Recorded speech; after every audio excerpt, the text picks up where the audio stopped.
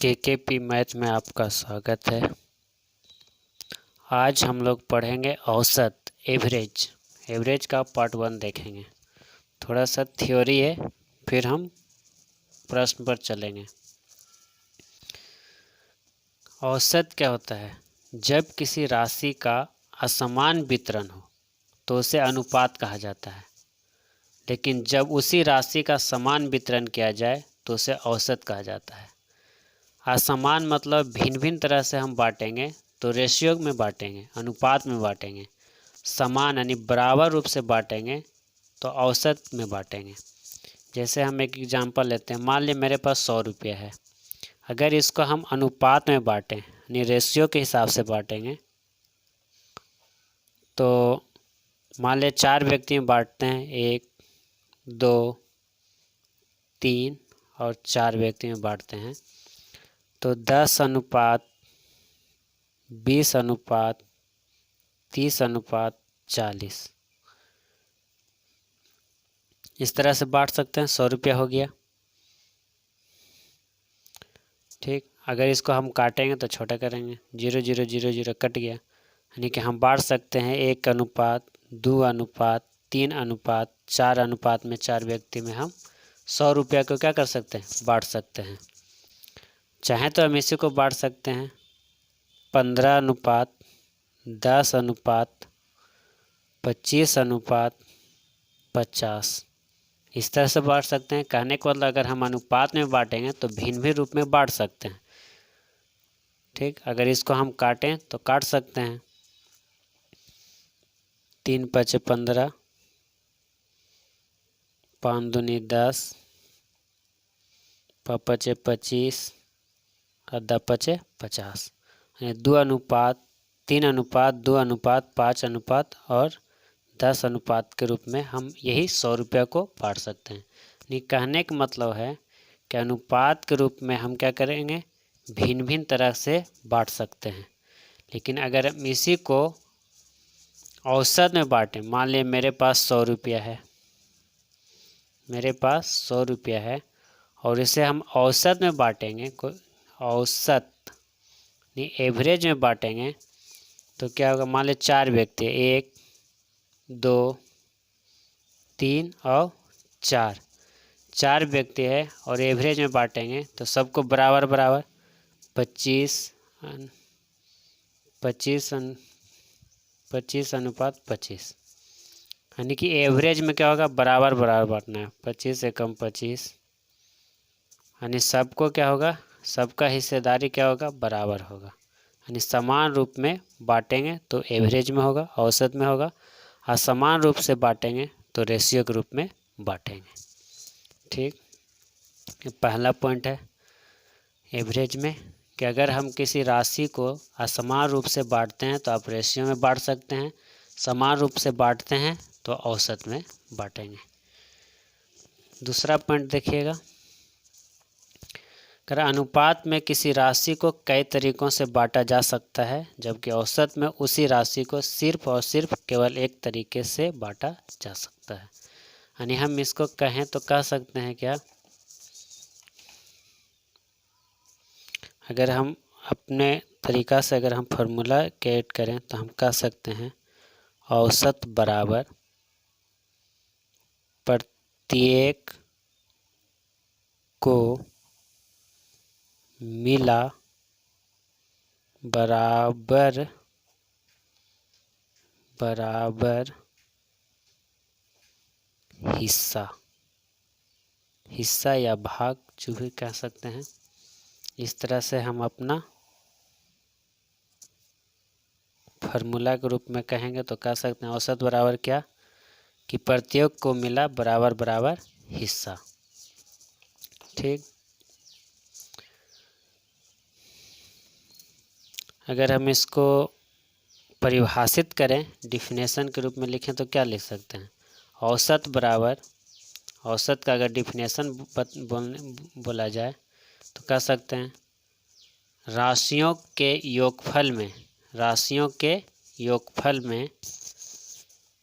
की संख्या से भाग देने पर राशियों के योगफल में राशियों की संख्या से भाग देने पर जो योगफल प्राप्त होता है उसे ही औसत कहा जाता है। ये आपका बुक का डिफिनेशन, आपको बुक वगैरह किताब में यही डिफिनेशन मिलेंगे। ठीक, हम इसको कह सकते हैं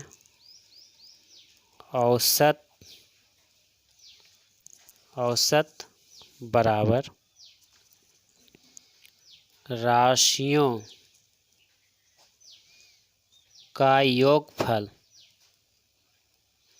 राशियों का योगफल और बटा में राशियों की संख्या, राशियों की संख्या, या फिर इस और क्या कह सकते हैं, औसत बराबर कह सकते हैं योग बटा में संख्या, योग बटा में संख्या। छोटा से याद रखना हो तो इस तरह से कह सकते हैं। अगर इसी को अगर आपको कहे योग बराबर, मान लें अगर कभी योग निकालना पड़ गया तो योग बराबर क्या कह सकते हैं, औसत गुना संख्या, तिरछा तिरछा गुना करेंगे, यही ना होगा। योग बराबर निकालना, नहीं कुछ तो नीचे क्या एक, ना कुछ तो नहीं कुछ तो नीचे क्या रहेगा, एक रहेगा, नहीं कुछ तो नीचे क्या रहेगा, एक रहेगा। ठीक, यानी हम कह सकते हैं योग बराबर क्या कह सकते हैं, औसत गुना संख्या कह सकते हैं, बिल्कुल कह सकते हैं। ध्यान से देखिए, औसत बराबर राशियों का योगफल बटा में राशियों की संख्या, या तो औसत बराबर हम शॉर्ट में याद रख सकते हैं योग बटा में संख्या। अगर योग कहेगा तो योग निकाल रहे हैं तो औसत गुना संख्या, औसत गुना संख्या। तो इस चीज़ को क्या करना है, ध्यान रखना है। यहाँ से आपको एक 3 फार्मूला हो गया। अगर इसी से हम निकाल सकते हैं संख्या बराबर, कभी कह दे संख्या निकालने के लिए तो क्या करेंगे, संख्या बराबर औसत गुना योग, यहाँ से फार्मूला क्रिएट हो गया। अगर संख्या निकालना है तो क्या करेंगे, औसत गुना योग करेंगे। ठीक, यानी टोटल ध्यान रखना है कि औसत बराबर क्या होता है, राशियों का योगफल बटा में राशियों की संख्या। चलिए 1-2 प्रश्न इस पर हम एग्जाम्पल के रूप में देख लेते हैं। ठीक, आइए आपका प्रश्न एक लेते हैं, ध्यान दीजिए। मान लें हम प्रश्न है x1 x2 x3 x4 x5 dot dot xn का औसत क्या होगा, x औसत क्या होगा। ठीक, तो हमने अभी पढ़ा औसत बराबर क्या पढ़ा है, राशियों का योगफल बटा में राशियों की संख्या। तो औसत बराबर राशियों का योगफल, यानी x1 plus x2 plus x3 plus x4 plus x5 dot dot plus xn अब बटा में संख्या। तो संख्या क्या है, अब अनंत तक संख्या, तो बटा में n कर देंगे, n माने नंबर, ये आपका औसत बराबर निकल जाएगा, औसत बराबर निकल जाएगा। ठीक, देखिए एक प्रश्न से 15 एवं 25 का औसत कितना होगा। 15 एवं 25 का औसत, यानी एक संख्या दिया है 15 और दूसरी संख्या दिया है कितना 25, और इसका औसत निकालना है।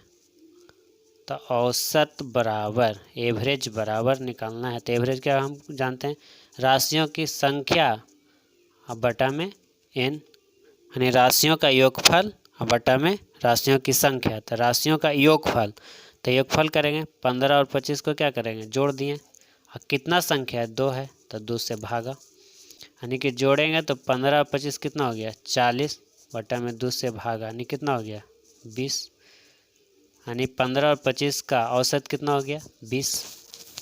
ठीक, अगला प्रश्न देखते हैं। अगला प्रश्न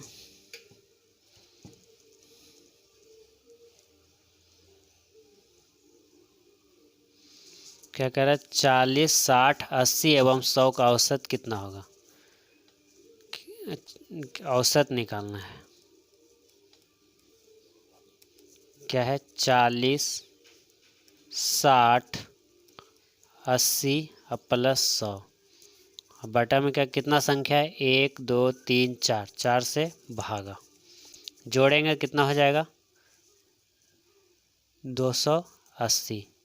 और बटा में 4, 4 सत्ते 28, 0, यानी 40, 60, 80 एवं 100 का औसत कितना हो गया? 70 हो गया। ठीक, अगला प्रश्न देखते हैं। कह रहा है 10, 20, 30, 40 एवं 50 का औसत क्या होगा? औसत निकालना है। औसत बराबर 10 प्लस 20 प्लस 30 प्लस 40 प्लस 50। अब बटा में 1 2 3 4 5, तो भागा 5 कर देंगे। भागा क्या करेंगे? 5 कर देंगे। अब इसको हल कीजिए, जोड़िए कितना हो जाएगा? 50, 90, 10, 100, यानी कि 100 हो गया और 30 यानी 150 हो गया टोटल। 5 से भागा दीजिए, 5 या 15, यानी टोटल औसत कितना हो गया? 30 हो गया। औसत कितना हो गया? 30 हो गया। यानी औसत निकालने कहेगा तो राशियों की योगफल बटा में राशियों की संख्या। राशियों का योगफल किए 150, राशियों की संख्या कितना है? 5, 5 से भागा दे दिए, आपका औसत निकल गया। अगला प्रश्न है, ध्यान से देखिएगा प्रश्न को। कह रहा है 10, 12, 15 कोमा है 0, 18, 24, 31, -5, -11 एवं 25 का औसत कितना होगा? ठीक, औसत निकालना है। औसत बराबर 10 plus 12 plus 15, 15 plus 0 plus 18 plus 24 plus 31 plus -5 plus -11